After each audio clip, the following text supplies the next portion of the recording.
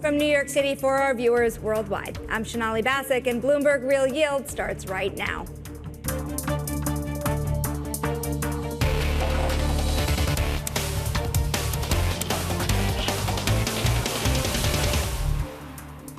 Coming up, bond investors are de-risking with the U.S. election under 2 weeks away. Meanwhile, U.S. high-grade and junk yields rise to their highest levels since August. And traders look ahead to fresh data next week with PCE and jobs on the menu.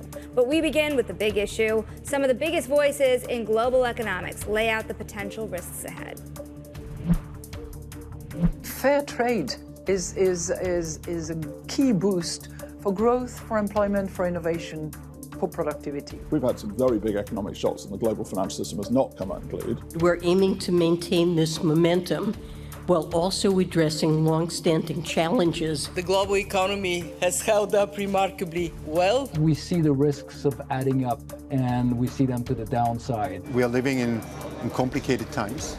Maybe more compared to the years before. The Middle East, oil prices, commodity prices, fragmentation, trade wars, tariffs. Inflation continues to decline thanks to the concerted efforts of central banks. It's still taking time for us to get to 2%. We cannot jump to conclusion that, okay, done deal, we've broken the neck of inflation.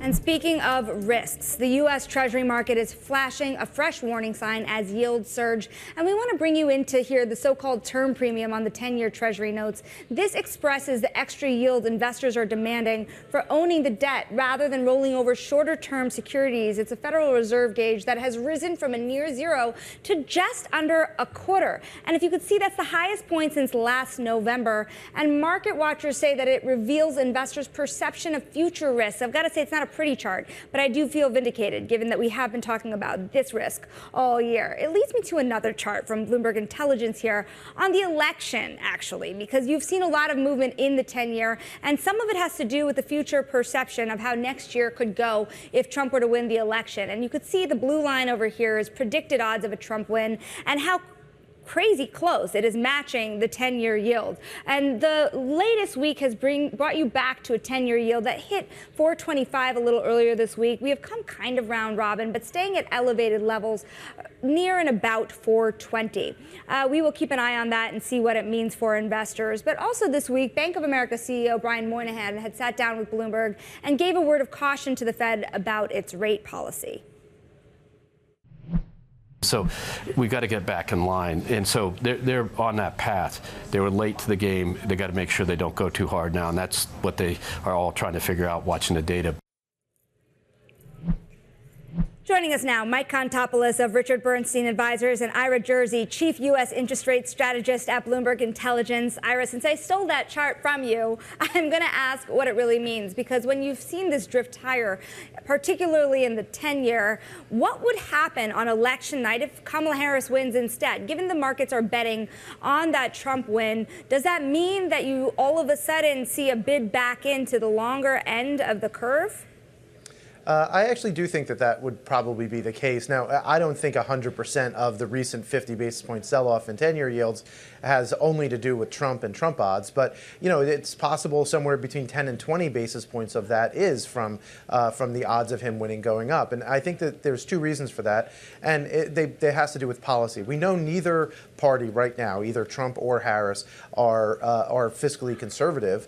But I think that the market expects Trump to have, generally speaking, more pro-growth policies and maybe more inflationary policies. So that has meant that you've had at least a little bit of a sell-off. I think on a Trump win, you know, maybe the market sells off another 5 to 10 basis points. If Harris wins, maybe it rallies back 10 to 15. And that's kind of how I'm seeing the market play out on the Trump trade. How do you feel about this Trump trade? How much of this 10-year move is Trump versus other things, Mike? Yes, no, I mean, although I'd love to disagree with Ira and try to make it interesting on the show, I do agree with much of what Ira said. The one thing that I'll mention is that you really started to see the increase in yields, right? We bottomed on the 10-year at about 363 or thereabouts. We started to see the big increase in yields when?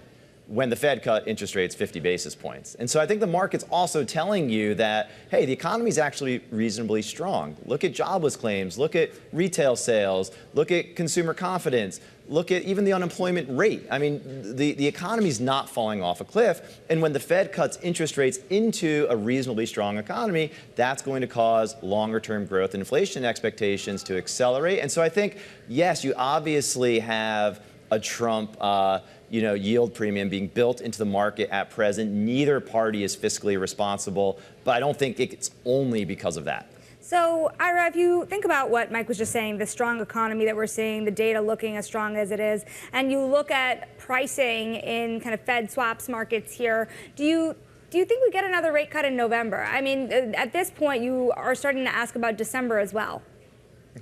Well, I think November, kind of the Fed has to, right? Because they just cut rates 50 basis points. If they don't cut again, then they're admitting that they were wrong. And I think that the Fed almost has to cut then. And then if they're going to do anything, they'll need to guide to, hey, we might not go every meeting, right? That's their answer to whether or not they can skip December if the data continues to come in somewhat better than expected. And look, I think the Fed has been surprised by the strength of the data. I've certainly been surprised by the strength of the data.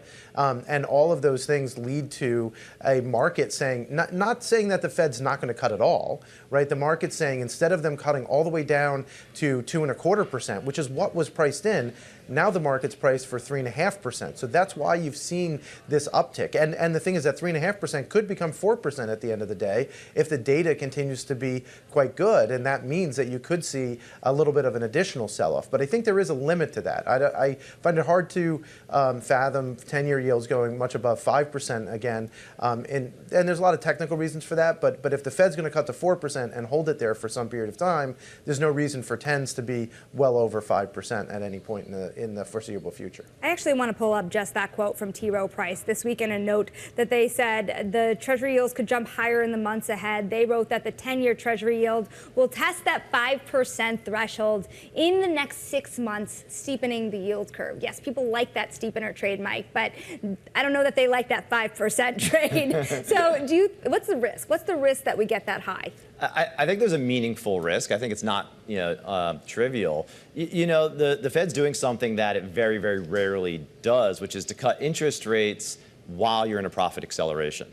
It very, very rarely actually cuts rates as profits are accelerating. When profits are accelerating and you have lower interest costs, generally speaking, you don't have to fire people, you don't have to reduce spending on CapEx, et cetera, and that ultimately leads to stronger economic growth. And so I could easily see a scenario where the 10-year trends back towards 4.5%, 4.75%, 5%.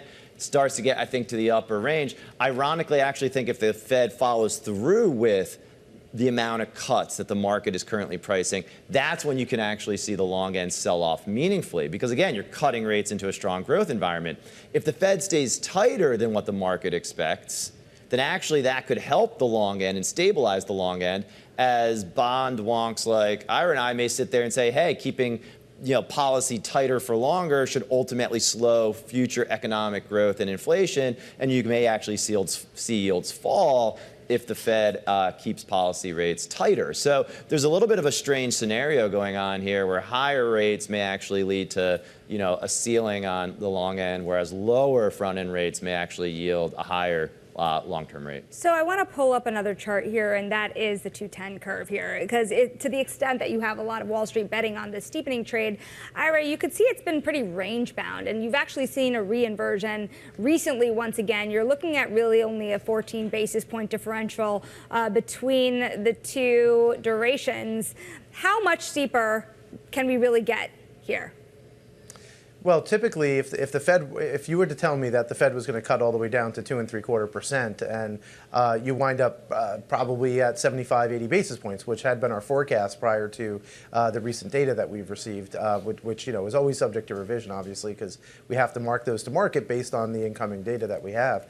But then on the other side, to Mike's point, I think that there is a non-trivial risk of what we would call a bear steepener, right, where the Federal Reserve, cuts interest rates even to 3.5% or 3.25%, so not as much as we were pricing a month ago. But that would lead to not only 2-year yields maybe going down a little bit, but 10-year yields going back up to 4.5%, 4.75%, and that's when you get that bear steepener. Bear steepeners are actually usually not sustained for very long periods of time, but they would potentially do that in a policy mistake. So the question that we have to ask ourselves and the Fed is, will the Fed be slow to react to much better data? And all signs right now is maybe they would be. Mike, last question for you. We're keeping an eye on this across all of the people we speak to here. What are you watching on election night? If you had to kind of pull up a launch pad on your Bloomberg terminal and keep an eye on certain assets as you see that state-by-state data come in, what are you watching? Certainly we'll be looking at the long end of the yield curve. Not that I think necessarily the election matters all that much for the long-term direction of what yields will ultimately do. But I think more importantly, just broadly in terms of the elections, I'm looking for a contested election. If that were to happen and drag on through the month of November and into December, I think that could increase volatility quite a bit across markets. And so being a bit overweight vol, I think as you head into the election and into that potential outcome is not a bad place to be. Mike, we thank you so much. That is Mike Contopoulos and Ira Jersey, of course, our own Ira Jersey of Bloomberg Intelligence. Now, coming up next, the auction block. Bank of America joins the other major U.S. banks in joining the issuance party, and leveraged loans also hitting a record. We'll talk about that next. This is Real Yield on Bloomberg.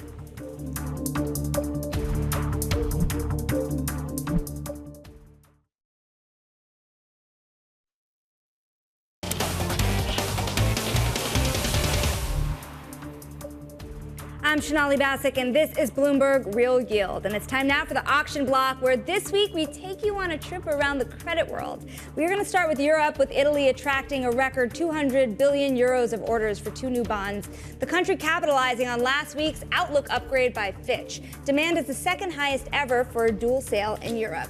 And here in U.S. high grade, we saw a slowdown with weekly sales missing forecasts for a second straight week. One highlight was Bank of America, though, selling $3.5 billion of subordinated bonds. The major bank joined its peers, which collectively sold more than $19 billion of bonds last week. And over in U.S. leveraged loans, I think this is the really fun area this week. Companies have issued a record $986 billion. That's nearly $1 trillion worth of debt this year. That surpasses the 2017 level as the busiest year for new issuance. Most of the volume has come from companies refinancing current obligations or locking in lower margins through repricing. And speaking of credit, debt guru Marty Fridson warns that investors are not getting the bang for their buck on junk bonds.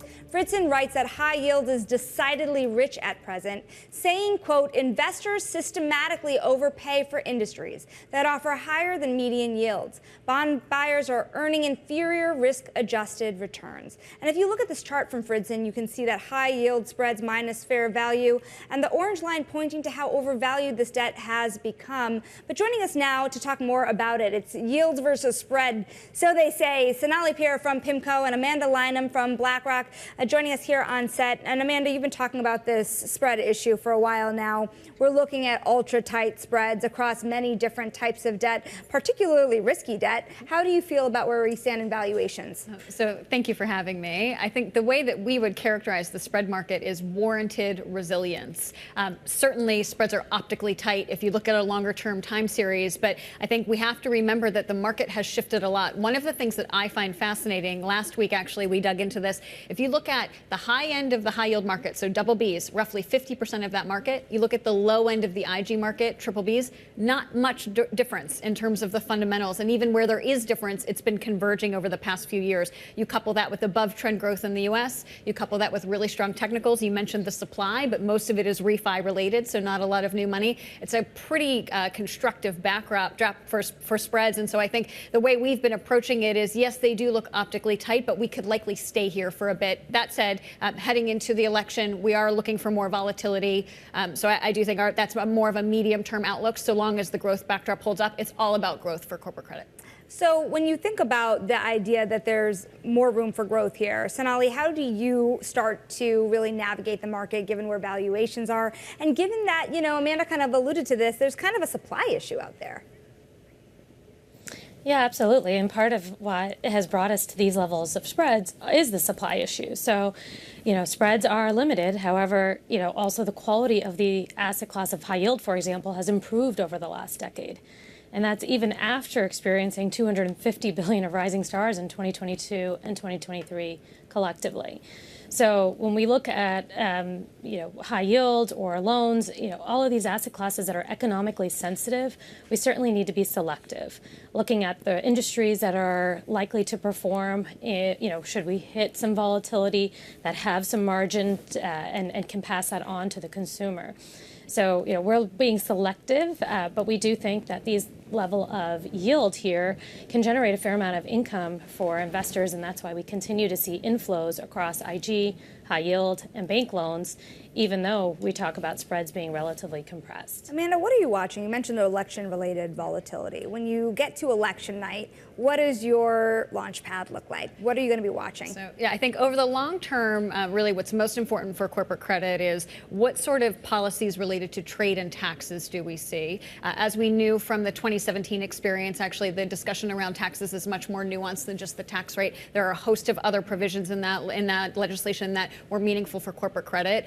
So that's really what we're focused on. I think even if we knew the outcome of the election, we don't still have clarity on what those policies might be. So we're bracing for this to be a longer term issue into early 2025 as we kind of get more clarity on those details. Longer term, however, for corporate credit, it's really just about growth.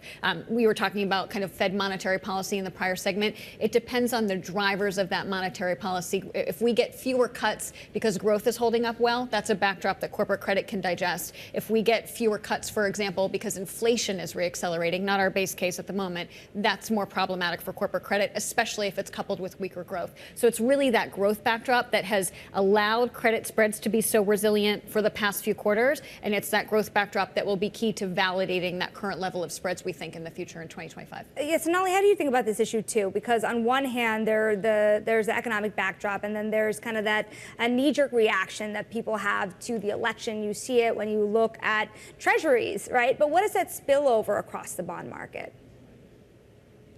I think that's right, that the macro backdrop is one of the most important factors for credit. That said, looking at the election, firstly, when we build our portfolios, we're looking for them to stand the test of time, not just for one scenario.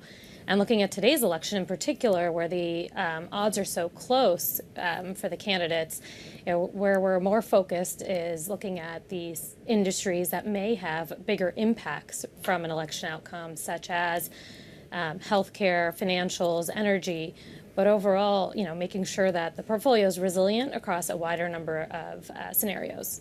So when you think about the election as well, you said corporate taxes. Is that as simple as, okay, so if you have Trump looking like he's winning, then the corporate tax rate might be lower than in a Harris situation and their corporate credit might do better? How do you think about it? Yeah, so I think the way that we're thinking about it for corporate taxes is in addition to the statutory tax rate, you have things like net interest deductibility, bonus depreciation, treatment of overseas taxes. What I find fascinating, actually, there was a Federal Reserve staff economist paper that was published in 2023 that kind of did a postmortem on the 2017 impact, and actually depending on whether you were domestic, multinational, large, small, public, private, the impact of that legislation varied significantly. So while the effective tax rate is one input into a balance sheet credit fundamental impact, it's not the only story. Similarly with tariffs and trade, what we'll be watching for, are there exclusions at the sector or product level? Ironically, some domestic facing companies like high yield and leveraged loans may be better equipped to handle any sort of tariff provisions relative to multinationals, right? So these are things that actually support a tagline that we've been saying for the past few quarters, which is dispersion but not widespread market disruption. We feel pretty comfortable with that heading into what I think is going to be a very nuanced discussion around some of these policies. I think if you're watching the election, it's exhausting for your average American, but it's kind of a trader's paradise, right, with so much dispersion.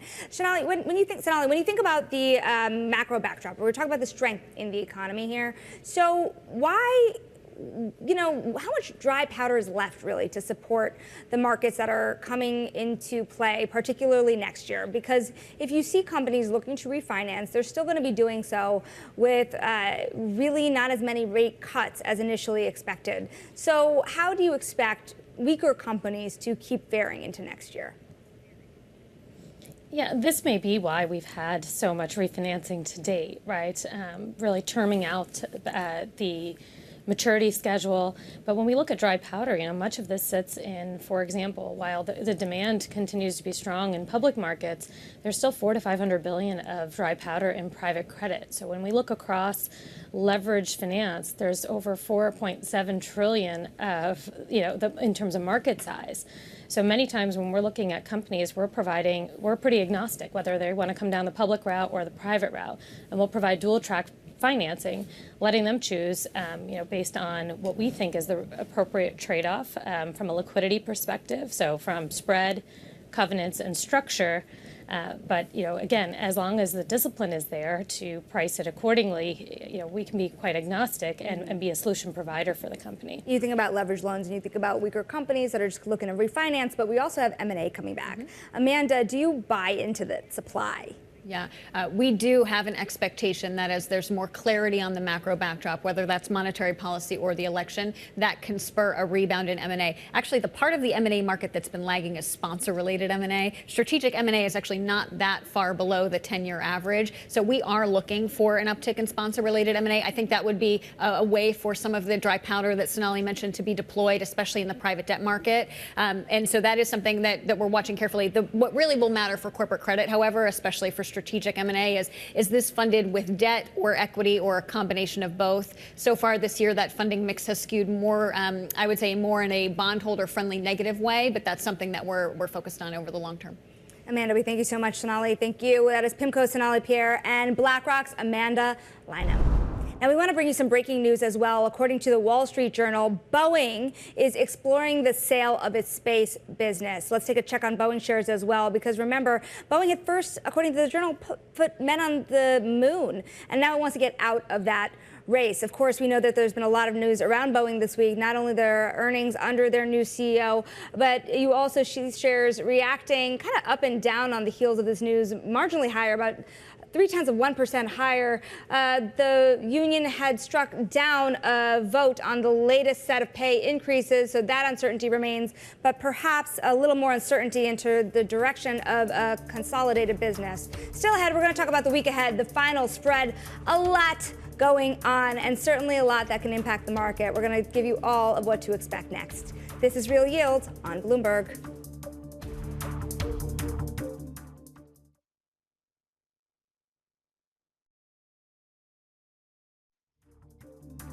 I'm Sonali Basak, and this is Bloomberg Real Yield, and you have a big jobs report next week, so don't miss us next week, same time, same place. This was Bloomberg Real Yield, and this is Bloomberg.